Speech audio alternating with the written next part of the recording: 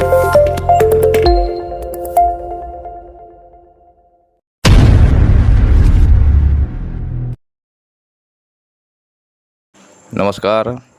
আজি আহাৰ মাহৰ ৩২ তাৰিখ ১৭ জুলাই ৰবিবাৰ ১৯৪৪ শকাব্দ ১৪২৯ ভাস্কৰাব্দ ২০২২ ইংৰাজী চন। আজি ৰাতিপুৱা সূৰ্য উদয় হৈছিল 4:৪৩:১৫ সূৰ্য অস্ত 6:১০:৫৪। আজি কৃষ্ণ চতুৰ্থী তিথি। দিনৰ ঘণ্টা 10:৫০:০০ নক্ষত্ৰ শতভিষা। দিনৰ ঘণ্টা 1:২৫:০৬। আজিৰ দিনটোৰ ৰাশিফল।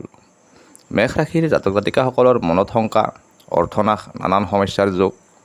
বৃষ ৰাশিৰ জাতক জাতিকাসকলৰ শত্ৰু ভয়, বিবাদ, নানান ক্ষতি। মিথুন ৰাশিৰ জাতক জাতিকাসকলৰ প্ৰশংসা লাভ, ভোগ, অৰ্থলাভৰ যোগ দেখা যায়।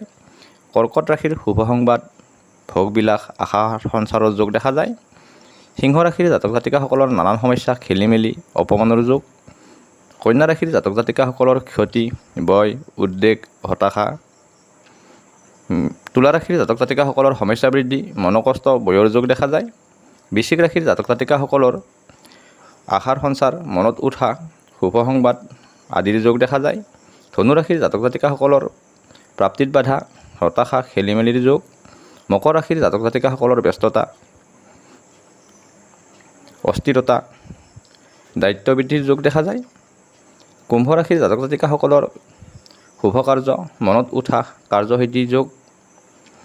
মীন ৰাশিৰ জাতক জাতিকাসকলৰ শুভ সংবাদ, আশাৰ সঞ্চাৰ, সাহায্য লাভৰ যোগ দেখা যায়। আজিৰ দিনটোৰ ৰাশিফল ইমানেই। ধন্যবাদ।